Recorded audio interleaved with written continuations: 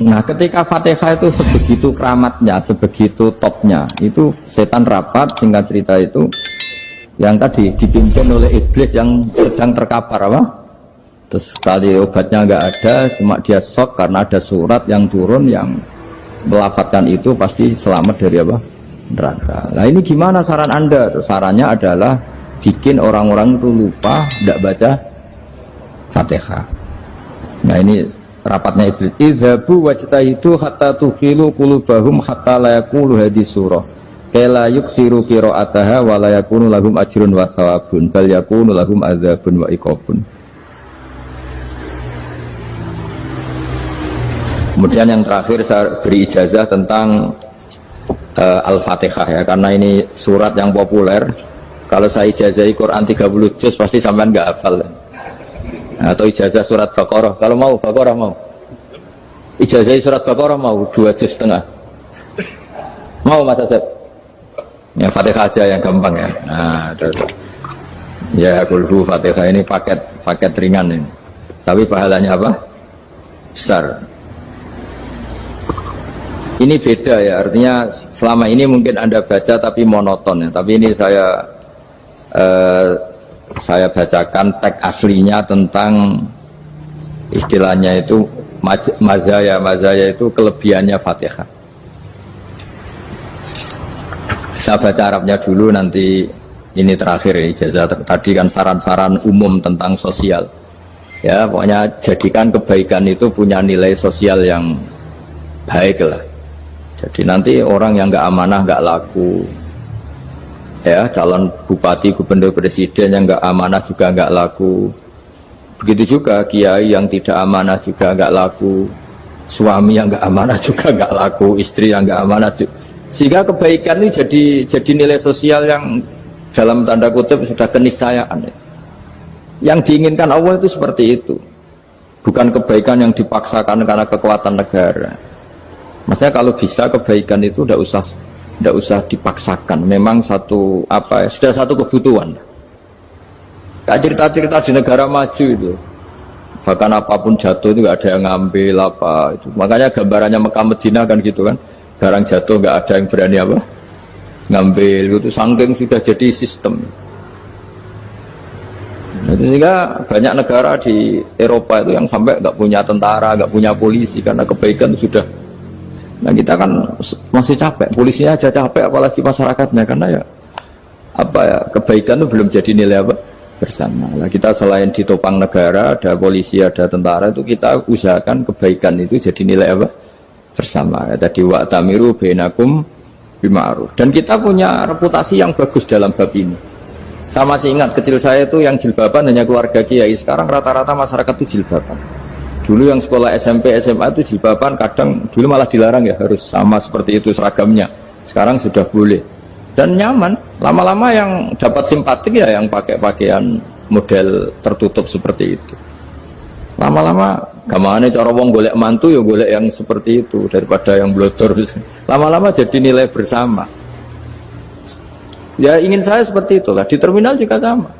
Orang mau makan cari warung yang kelihatan ada ayat kursinya, pakai jilbab, atau paling tidak dia nggak mungkin lah nyuguhkan yang tiren atau yang haram. Akan ada garansi sosial, ada apa? Ada garansi apa? Sosial dengan penampilan yang soleh itu kan, masa iya nyuguhkan oposan babi gitu itu. Jadi nilai sosial itu harus ya tadi harus benar-benar jadi nilai, sehingga negara biar nggak capek-capek. Polisi juga gak capek kan, karena tugasnya orang Jawa mau ngawat-ngawati tok, tapi sudah tidak perlu tegang karena kebaikan sudah jadi nilai apa bersama. Ingat-ingat ya ayatnya tadi, wa'tamiru bainakum bima'ruf. Jadi kebaikan itu harus jadi nilai bersama. Iktimar itu menjadi urusan bersama.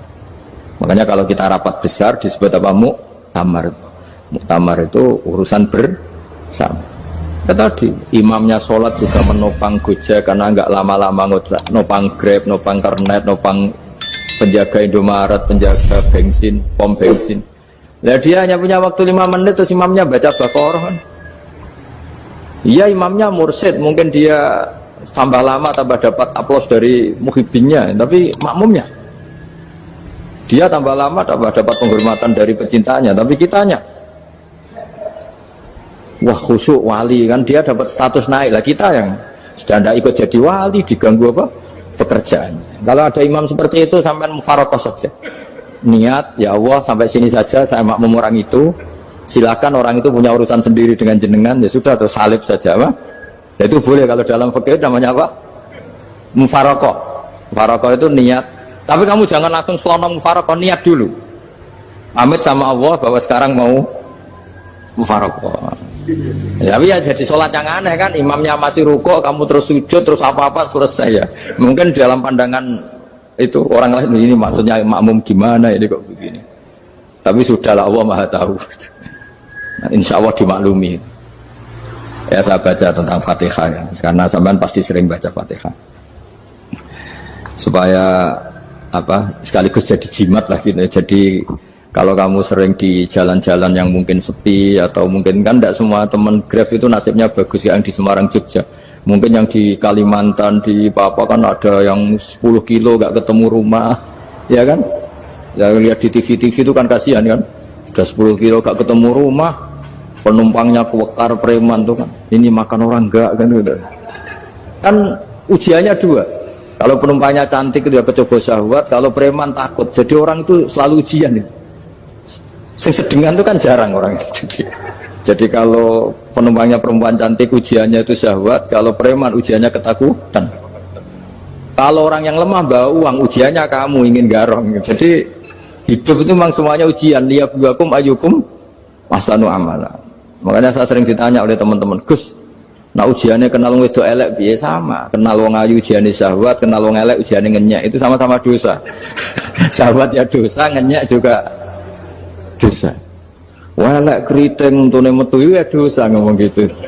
Kadang-kadang orang berpikir enak kancanan wong elek gak dosa. Kata siapa? Kancanan wong elek itu ya dosa, karena bawaannya ngenyek. Ngenyek itu menyepelekan itu. Makanya saya itu ya gak mau berteman sampean. Nanti kan bawaannya ngenyek atau seneng ya tidak tahu saya. Ya sudah, ada takdir saja, kalau ketemu ya tak ulang ngaji gitu. Tapi ini ngaji terakhir, setelah ini ngaji biasa aja, tidak usah resmi gini. Ngaji kok resmi aneh. Pokoknya nanti suatu saat kalau pandemi sudah berlalu saya akan ngaji Rebonan, lalu ini ngaji. Ini ngaji yang kurang bagus karena ngatur kiai kurang berkah ini. Nanti tapi ya lumayan lah, masih mau ngaji. Ngaji kok tanggal ini jam ini.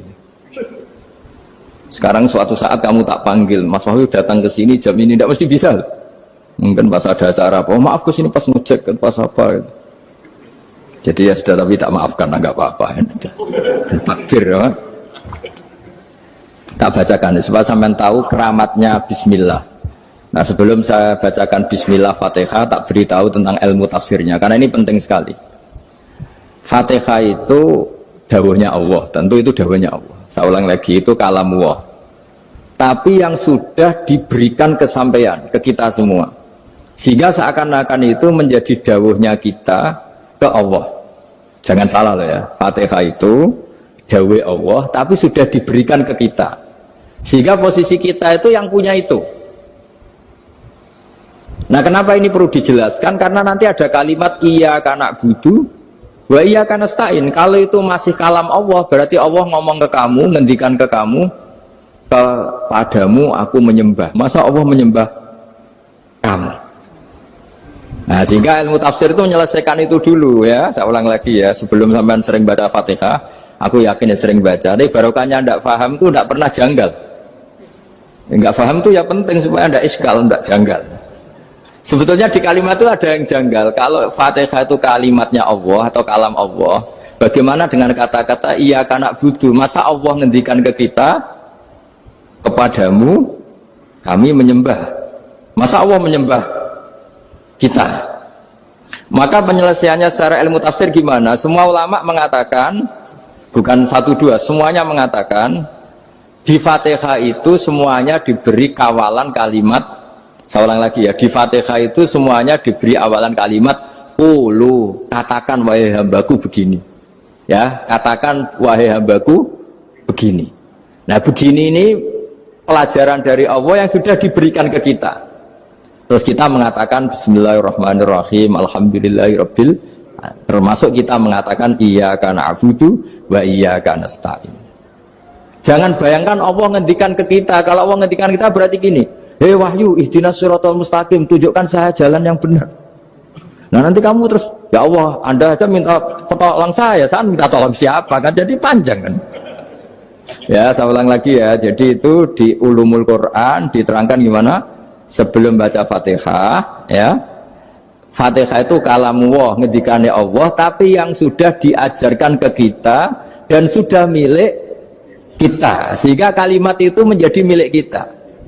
Tapi ya kalamullah, tetap kalamullah, tapi sudah menjadi milik kita. Udah paham ya? Ya pinter naon. Ya, karena kalau tanpa penjelasan seperti ini, Anda akan iskal. Bagaimana Allah, iskal itu janggal, bagaimana Allah mengatakan iya anak butuh. Kan jadi aneh ya? Ya, jadi tak jelaskan secara ilmiah ya. Jadi kata ulama-ulama tafsir, ayat-ayat Quran seperti ini sebetulnya dimulai dari qulu apa? Meskipun nggak dilafatkan. Itu kan sama dengan qul huwallahu ahad Muhammad, katakan kalau Tuhan itu satu. Ya namanya Quran itu kan kalam Allah, membina nabinya, membina umatnya. Makanya dikatakan atau enggak, di sini tersembunyi kata qulu, katakan. Ya, jadi ya ibarat apa itu, kamu ngajari anak kamu lah, panggil jenengan bapak kulo. Itu maksudnya anak itu, kalimat itu kalimat kamu, tapi kamu ajarkan ke anak kamu. Terus anak kamu bilang, Pak jenengan bapak kulo. Nah, ketika kamu mengatakan jenengan, bukan kamu mengatakan jenengan anakku, berarti anakmu itu bapakmu, kan lucu kan? Anak kamu ajari jenengan bapak kulo, kamu engkau bapak saya. Terus anak kamu mengulang jenengan atau kamu bapak saya. Berarti itu kalimat yang kamu ajarkan, tapi sekarang sudah milik anak kamu. Kalau itu kalimat kamu kan lucu, masa anak kamu bilang bapak. Nah itu seperti itu. Jadi ulama memberi solusi atau jawaban iya karena abudu. Iya itu sebelumnya ada kata-kata qulu, katakan wahai hambaku, hubungan kamu dengan saya adalah katakan iya karena butuh wa iya karena nasta'in. Terus hubungan kamu dengan saya katakan juga dalam doamu ihdinas siratal mustaqim. Jelas ya, jadi itu kalam Allah yang sudah milik kita karena diajarkan Allah untuk kita. Dong ya. Ya dong ya, gak jelas ya. Tapi bagus, gak jelas itu bagus. Kalau kamu jelas gak jadi digrab, jadi gubernur. Min azimi fadliha kasratu asma'iha wa fadail ukhra. Ini cerita dramatisnya surat Al-Fatihah. Qala Abu Hurairah radhiyallahu anhu inna iblisa ranna khina unsitat Al-Fatihah. Jadi iblis itu begitu kesakitan. Ini kitab Abu Abul Farad karangannya Syed Muhammad Alawi, juga kutipan dari beberapa kitab. Yang jelas beliau sendiri juga ngutip dari beberapa riwayat di beberapa hadis, halaman 1, 2, 3. Ketika Fatihah turun itu iblis kesakitan kayak orang sakit gigi lagi, tersiksa sisanya karena turunnya surat apa? Al-Fatihah. Artinya kalau Anda baca Fatihah dijiwai, maka Anda melemahkan setan, melemahkan iblis. Wa qala Mujahid khina unzilat Fatihatul kitab ronna fastama indahu asyayatin. Jadi ketika Fatihah itu turun, iblis itu terkapar lah kira-kira, sampai dijenguk banyak setan. Jadi kemana di ICU lah kira-kira gitu kalau sekarang itu, entah COVID entah enggak tahu, pokoknya di ICU sampai dijenguk banyak setan. Enggak tahu bawa apa enggak tahu, pokoknya dijenguk banyak setan. Mana yang nyangoni karena ini apa? Ketuanya apa? Pingsan, sakit. Jadi iblis itu sakit sampai dijenguk anak buahnya setan-setan. Ya semoga kalian semua tidak kenal setan. Kalau kenal berarti teman apa? Wa qalu misla dzalik wa qala lahum laisa mimma taquluna syai'un walakin unzilat suratun laisa ajru qailiha illa an harramallahu alaihi nar jahannam. Saya ini bukan sakit fisik kata iblis. Kamu tidak usah jenguk saya, datangkan dokter terbaik, tidak usah. Saya ini tidak sakit fisik. Saya ini sakit karena ada surat yang diturunkan, yang pahala yang melafatkan surat itu pasti selamat dari neraka. Padahal misi terbesar saya ini supaya manusia masuk neraka. Sekarang punya tamengnya. Mulai pusing kan? Ya seperti orang lah, goda sampean ternyata sampean setia, itu kan pusing. Nah ternyata tidak setia, itu yang akhirnya ribet kan itu. Jadi iblis itu cita-cita terbesarnya kan semua orang itu masuk neraka. Nah sekarang turun satu surat yang gara-gara surat itu siapapun yang baca dijamin selamat dari neraka. Jadi walakin unzilat suratun laisa ajru qailiha illa an harramallahu alaihi nar jahannam. Karena jadi dia shock lah, kalau orang di Jawa itu bilang shock. Aduh sial nasib saya ini umat nggak bisa saya goda lagi karena punya tamengnya tadi punya. Qadba tolakai dukum mamakrukum, mereka rekayasa kalian sekarang itu tidak ada gunanya semua. Nah, ini alhamdulillah di Indonesia kelihatan kan banyak yang miskin, banyak yang susah. Tapi selagi mereka masih sholat, itu keinginan mencari halal itu masih tinggi. Kayak apa kita di tengah kota, jauh dari anak istri, jauh dari tetangga. Biasanya kalau orang jauh dari anak istri, tetangga kan sakar pede. Tapi yang soleh masih banyak, sudah jauh dari keluarga tetap lurus. Loh, kalau yang dekat lurus kan wajar, konangan wong akeh kan. Ini sudah jauh masih lurus. Nah ini nggak lepas dari barokahnya surat apa? Surat Fatihah tadi. Jadi karena ada surat yang menjamin pelafalnya atau qailiha terbebas dari api neraka. Wa qalat as-sayatinu lahu is ayyusai'in ta'muruna ya maulana. Faqala lahum idhabu wajtahidu hatta tukhfilu qulubahum hatta la yaqulu hadhihi surah. Lalu kita gimana? Jari para setan gitu. Lalu kita gimana? Terus kata iblis, sudah bikin mereka lupa sehingga tidak baca lagi. Selagi masih baca kita pasti keok. Jadi kalau sampean sudah jarang baca Fatihah itu berarti sudah bagian dari kemenangan apa? Iblis. Jadi kalau sampean sudah jarang baca Fatihah itu berarti bagian dari kekalahan Anda, kemenangan iblis. Masih sering baca? Berapa kali? Dan sama lagi. Kalau ngajarin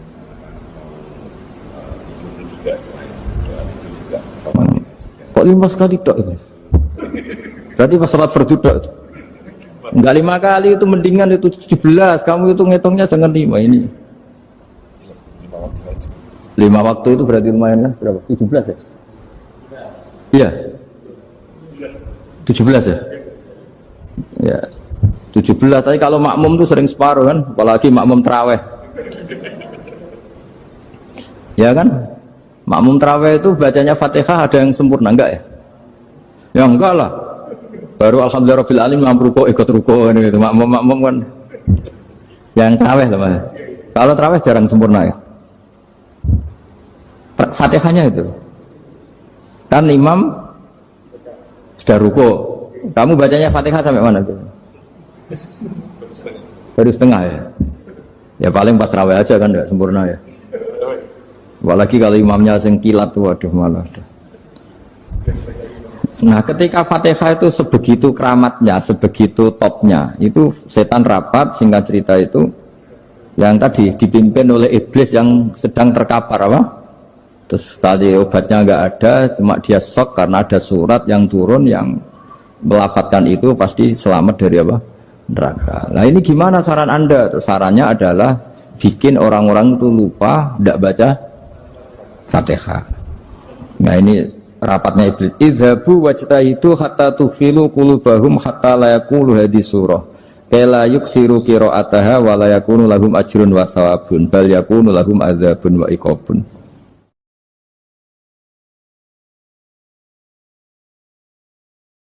Jadi saya mohon selama ini Anda sudah baca, tapi mungkin hanya rutin saja. Kenapa rutin saja? Jadi barokahnya ngaji ini kamu punya kekuatan atau punya semangat membaca, karena ini surat yang luar biasa. Ibarat gini, kalau sampean tanya, saya juga sering mikir, masa Gus hanya surat kok punya kekuatan seperti itu? Di dunia ini kata Allah, mulai Nabi Adam sampai kiamat, nggak ada yang bisa menandingi kekuatan kalimah. Kalimah itu kata-kata, nggak ada yang bisa menandingi kata-kata. Misalnya Anda nge-grab, berangkat istri cuek, berangkat cuek, itu beda dengan ketika meskipun satu kalimat, Pak, muga-muga dilindungi pangeran, mungkin jenengan selamat, itu menjadi teduh dan semangatnya luar biasa, karena kayak mendapat support. Jadi kira-kira kalimat itu hubungannya kita dengan Allah, Fatihah itu seperti itu. Kamu melafadzkan satu kata-kata yang dibenarkan langit bumi, dibenarkan aras, dibenarkan malaikat, dibenarkan semua penghuni di dunia ini. Sehingga tuh efeknya luar biasa. Itu seperti gini ya, kamu cerai sama istri, terus nikah lagi katut babon. 10 tahun anak kamu dididik, ibunya benci kamu. Dan memang Anda layak dibenci. Duwidek. Dan sampai nggak pernah manggil kamu Pak. Suatu saat, kamu tentu rindu kan, ingin dipanggil Bapak oleh anak kamu. Suatu saat anak ini manggil kamu Pak E. Itu senengnya bukan main. Hanya sebuah kata-kata. Makanya kadang-kadang orang itu tanya sama kiai, ijazah lafadz ini gunanya apa sih? Itu ijazah-ijazah itu untaian kata-kata. Yang kata-kata ini dibenarkan langit dan bumi dan aras dan para malaikat, sehingga efeknya itu luar. Nah ibarat seperti itulah, kamu melafadzkan Fatihah itu melafadzkan kata-kata yang dibenarkan Allah dan Rasul dan semua malaikat, semua penghuni langit. Maka ini efeknya pasti luar. Nah di sini lah orang-orang dulu itu tahu keramatnya itu, sehingga ketika melawan Belanda, melawan Jepang dulu itu kalimat-kalimat itu menjadi mantra yang luar biasa. Doa yang luar biasa. Tapi di era modern karena orang sudah tidak ngerti itu, dianggap itu mantra, jimat, khurafat, bid'ah, waduh ribet menemal. Sebetulnya tidak seperti itu. Memang kata-kata ini kekuatannya luar biasa. Sama kesakitan hati kamu juga karena itu. Ngojek wangilan. Lah Pak di bojo kok kowe gagah tok kere. Wah, iku seling terus mesti. Padahal kalimat itu kan tidak melukai secara fisik, tapi apa kerjanya sesuk sarasa-rasen. Karena terus dengan pengadilan seperti itu kan, ngapain kerja demi perempuan yang seperti ini? Lagi-lagi kata-kata ini luar. Nah bayangkan kalau kata-kata itu adalah kalimat yang diajarkan Allah lewat Rasulnya, lewat malaikat Jibril. Kayak apa kekuatannya? Nah, kira-kira Fatihah itu gitu. Kalimat yang baik, kalimat thayyibah diajarkan oleh Allah dan Rasul, kayak apa kira-kira kekuatannya? Pasti luar biasa. Wong support yang dikatakan istri kita, anak kita aja luar biasa, apalagi ini support yang diajarkan Allah dan Rasul. Ya makanya saya mohon kalau baca Fatihah, baca kalimat-kalimat thayyibah ketika sholat itu dijiwai. Ya misalnya Rabbana lakal hamdu mil'us samawati wa mil'ul ardi wa mil'u ma syi'ta min syai'im. Engkau zat yang layak dipuji, dan pujian ini memenuhi langit dan bumi. Karena kita tahu nggak ada sejengkal di alam raya ini kecuali di situ ada rahmat Allah. Misalnya kamu bisa lewat sampai rumah saya, kamu mungkin anggap biasa saja. Coba kalau ngalami likuifaksi, tahu-tahu bumi ini ambles, bisa ngelewati yang likuifaksi itu luar. Tanyakan orang pernah ngalami likuifaksi di Sulawesi, itu melihat bumi bisa diinjak gak ambles itu, wah luar. Dan sama nggak ngalami itu sehingga lewat bumi ya biasa aja. Coba kalau ngalami seperti tidur, ya biasa aja. Coba kalau ada gempa, bahwa bumi tenang ini sudah nikmat yang luar biasa. Masa kamu ngakui nikmat nunggu digituin? Ya kan? Nah, makanya baca Fatihah dijiwai lah, bahwa ini kalimat yang luar biasa. Nah, saya teruskan ya. Warwa Muslimun fi sahihihi an Ibnu Abbas radhiyallahu anhuma annahu qala bainama Jibril alaihi salam qaidun dan Nabi itsami anaqidan min fawqi farafa'a ra'sahu faqala hadza babun minas sama futihal yawma lam yuftah qaddu ilal yawm fanazala minhu malakun faqala hadza malakun nazala ilal ardi wa lam yanzil qaddu ilal yawma fasallim waqal abshir binuraini qad uti tahuma lam yu'tahuma nabiyyun qablak Fatihatul kitab wa khawatimu suratil Baqarah. Jadi suatu saat Jibril ini jagongan kira-kira gitu sama Rasulullah. Tahu-tahu langit itu gemuruh. Langit gemuruh kata Jibril, terus semuanya ngangkat kepala ke langit. Ini pintu langit baru ini dibuka, yang sebelumnya tidak pernah dibuka seperti ini. Turunlah malaikat, yang malaikat ini pun malaikat spesial, yang nggak malaikat murahan lah kira-kira gitu, yang nggak pernah turun ke bumi kecuali juga saat itu, dengan penyambutan yang luar biasa, dengan semuanya tidak pernah terjadi, hanya karena bahas surat Fatihah. Jadi ini surat yang luar biasa, pengawalannya lewat malaikat yang spesial, nggak pernah turun di bumi kecuali saat itu, penyambutannya juga nggak pernah seperti itu, baru seperti itu. Jadi semuanya itu spesial. Nah, kenapa ini spesial? Karena di situ ada isi puja-puji kepada Allah Subhanahu wa ta'ala. Ada ikrar kita, alhamdulillah rabbil alamin, ar-rahmanir rahim. Ikrar ini penting. Kalau contoh paling gampang gitulah. Kamu punya istri selama ini cerewet terus. Suatu saat ngomong, Pak, tak angen-angen ra ono wong lanang koyo sampeyan.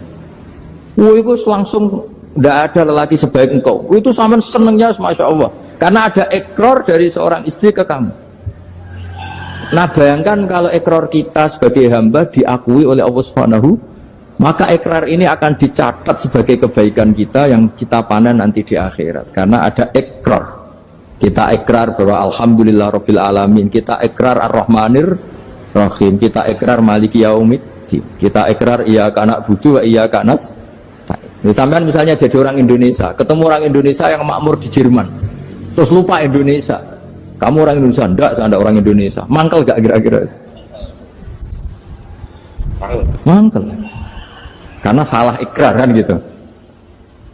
Ya, jadi saya mohon jangan anggap kalimat itu hal yang biasa, tapi luar biasa. Nggih, ngoten mawon. Assalamualaikum warahmatullahi wabarakatuh.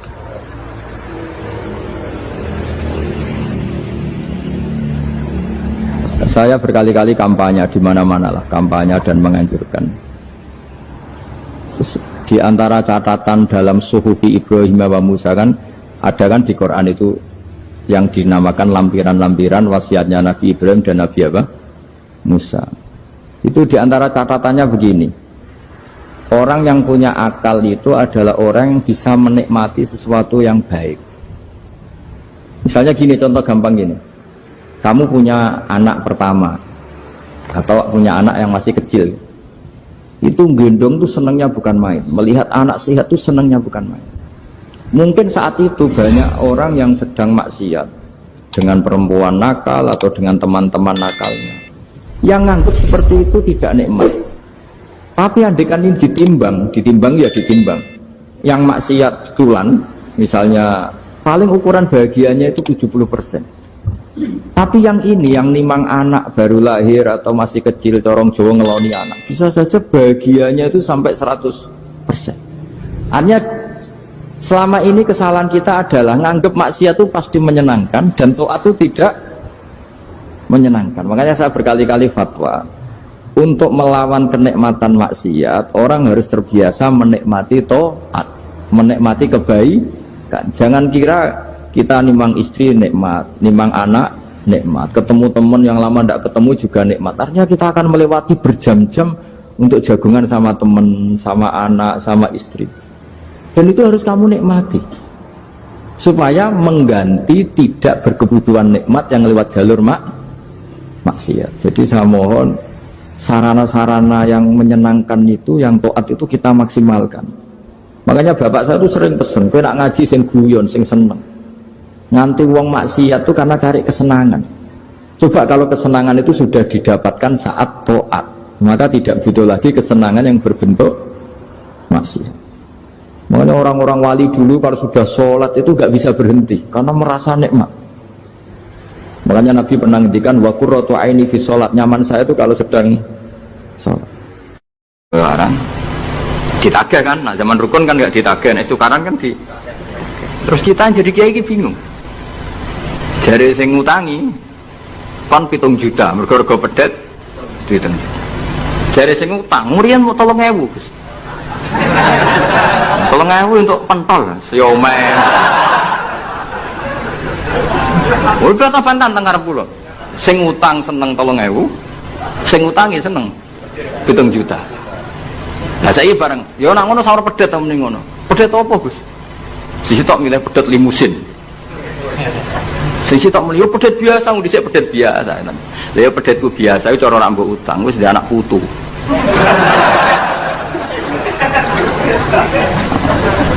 Coba tahun 70 nak duwe anak putu wis. Oh luas kon. Tapi jare sing utang, lah anak mati. Coba kalau kamu jadi kiai itu coba mau apa coba? Mulane wong dadi kiai iku berat-berat itu. Ora berat nih, konsultan hukum itu sampean jadi pengacara, menang ra menang nak sing kelas Jakarta itu 1 miliar. Nak kelas kabupaten jadi 5 juta. Dadi kiai gak salam template 20.000 taruhane swarga neraka. Wong desa paling salam template 50.000 20.000. Takokane nek dijawab keliru swarga. Mane kula anggere dalu sing rayu pangeran Gusti wis pantese kula mlebu swarga. Wong ora melok utang kok melok mikir. Murwet. Wonten tiyang setengah demenan, setengah nikah niki lapure mbek kiai. Wonten rondo ku ayu. Wis rondo ayu ning ndi menarik sunatullah. Dirabi tiyang. Dirabi tiyang di masna lah, sirri. Suatu saat rondo iki wis ora seneng mbek sing lanang. Jare rondo iki muni wis dipegat. Sing lanang digoleki wis ra ono. Ketoke ya urung megat. Nah cara hukum itu kan terus kene dadi kiai melok bingung. Bingungnya itu nak merodone ayu kita tambah bingung meneh, kita rabi ta ora malah bingung meneh. Nah, ora mboten bingung hukume, nak iku ora kowe selera-seleramu. Enggak, kula mboten kepikiran. Bingungnya gini, kita ini kan menghadapi dua hukumnya Allah Ta'ala. Nak delok tolak dan ndak tolak, berarti cara al-aslu adamuhu. Berarti kalau mungkin tolak, mungkin ndak, pilihannya tidak tolak karena al-aslu adamut tolak. Tapi kalau melihat al-musaddaq fil uqud itu biqauli arbabiyah atau qaulu arbabiyah. Padahal ini perempuan ini mengklaim sudah ditolak. Pertanyaannya, wilayah tolak itu tidak milik perempuan. Kita harus mengkonfirmasi sama lelakinya karena yang punya wilayah tolak itu lakinya saya bisa dihubungi. Pernah bisa tak hubungi tak tanya, Kang, bojomu pegat ta urung? Urung lho Gus, lumayan gue cadangan. Pusing meneh kan. Dilaporane KUA ora resmi. Coba kira bingung itu tiga. Ngukumi salah neraka. Ngukumi bener orang melok ngeloni. Jajar gak pesen. Kan orang nuntungi. Salam tempel mau 20.000 ibu. Lho kira rasane dadi kiai. Akhirnya kalau nak ketemu sing lanang tak mau. Kowe nak kepengin ra mlebu neraka. Nak megat-megat nak ora-ora. Mergo Quran iku paling anti iku fatadzaruha kal mu'allaqah, ngembangno wedok iku koyo gantungan, kawin ora. Kowe iku mungkin kira mlebu neraka lewat gak megat, tapi iso mlebu neraka mergo mangkelno aku tak omong ngono. Aku dongaku ora pati mandi lah, tapi nak ndongak mlebu neraka, kowe mlebu neraka ketoke mandi om. Mangkel Allah. Ya mun Gus tak pegate ben jelas aja ben jelas. Karena ngel-ngel orang coba. Makanya Allah itu anti betul kalau ada orang lelaki menggantung perempuan. Di antara pantangan yang diajarkan apa? Fala tamilu kullal maili fatadzaruha kal mu'allaqah. Karena dia ini mau butuh cadangan tok. Nak lagi nenengan mbek bojone kok ndek alternatif. Mergo si wong iki zina moh, tapi kalong jatahe biologis ya moh. Wis ngono-ngono kan urusanmu. Aku sing pusing, mesti ditakoki hukume ya. Lah bolak-balik enak kiai sing terkenal gak ngalim ra ono wong takok. Mau wong rono dukun mandi ra mandi ngekeki ning arep. Penak ndi dadi kiai hukum mbek kiai dukun. Kiai dukun kan mandi ra mandi mukadimah wis 2 kilo. Nak mandi ditambahi, nak ra mandi gak ditarik. Aman kan? Nak kiai hukum ora. Ngomong halal haram wis repot. Nak salah neraka. Bener 20.000. Seruwe padahal. Nane kula sering rayu pangeran Gusti kula niku pantese mlebu swarga. Salah kula kata Allah, pokoke pantese mlebu swarga. Nanti mboten urusan GR mboten jenengan pantese ulama mlebu swarga. Yo repot. Pokoknya urusan kawin, riba. Karena kita ngadepi hukum sing rubahnya itu Masya Allah. Ya kayak tadi misalnya kue anut uang itu tidak turun. Darani goblok. Wong geladak kulo yang sekarang dinyang wong 200 juta sekarang itu dulu buyut saya kata ibu tukune mau 700 rupiah. Karena uang dulu kan ono sen, di bawah sen ada lagi, di bawahnya lagi ada lagi. Jadi 700 rupiah itu. Nah saiki misalnya geladakku tak dol 700 rupiah. Ibu tuku genteng tok ya ora cukup. Makanya kita ini jadi bingung kan kalau ngukumi utang piutang di masa lalu itu dikrus pakai apa? Ada ulama yang mengatakan dikrus pakai emas. 700 rupiah zaman itu kalau digramkan dapat berapa gram? Ya memang itu paling gampang. Sampai sekarang ya kita pun seperti itu. Misalnya Makanya untungnya pangeran itu luar biasa ya. Perangkat itu tetap ditetapkan sama Allah. Misalnya gini, ada orang konflik utang piutang di depan saya. Tak takoki pedet zaman itu regine pinten, Mbah? Zaman itu 700 Gus atau 3000. Ya sudah kita tanya di apa itu? Di apa sajalah tanya yang ahli-ahli emas itu tahu. Zaman itu 700 rupiah atau 3000 dapat emas sekian gram. Mau tidak? Jadi Allah itu menyediakan perangkatnya. Galah kalau nu kathah kanca akrab sing bakul emas. Jadi kalau nu akhirnya takut, cek iku golek referensi emas tahun 70 itu 3000 untuk pirang gram. Ternyata ya untuk wakeh. Karena polanya sama, napa? Emas itu kan sama terus sampai ila yaumil kiamat. Makanya bank di dunia pun, World Bank maupun BI sampai sekarang acuannya tetap harga emas. Itu Allah Subhanahu wa taala. Allah itu zat sing maha pinter. Jadi nilai dolar, nilai rupiah gak stabil, tapi nak harga emas tetap stabil. Artinya gini, kalau kita utang 1 juta zaman itu kok untuk emas 2 gram, 10 tahun kemudian ya sudah, pokoknya emas 2 gram. Meskipun sekarang harganya 4 juta. Paham ya? Jadi tetap Allah itu damel perangkat. Akhirnya kula ya dadi ulama ya rapati bingung. Yus pokoknya kruse emas ku piro? Iki nak kowe anut aku. Mungkin sing mbok takoki aku. Nah nek anut aku ya aja takok aku. 20.000 ngajak neraka.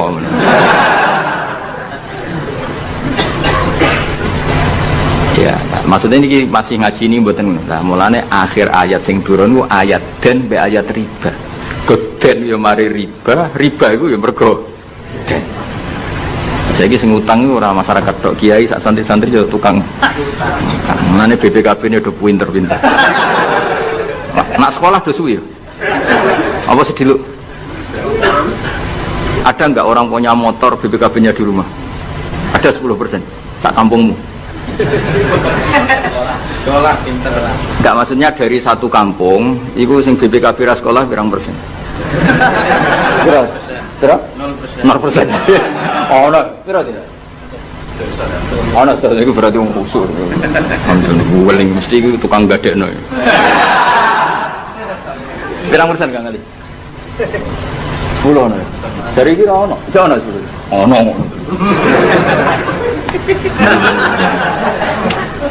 Saya Pira pirang persen ya? Sedoso tok. Kalau sertifikat tanah akeh ndi?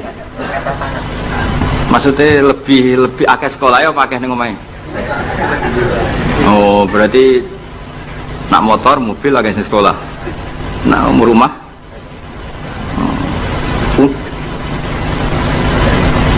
akeh sing aman.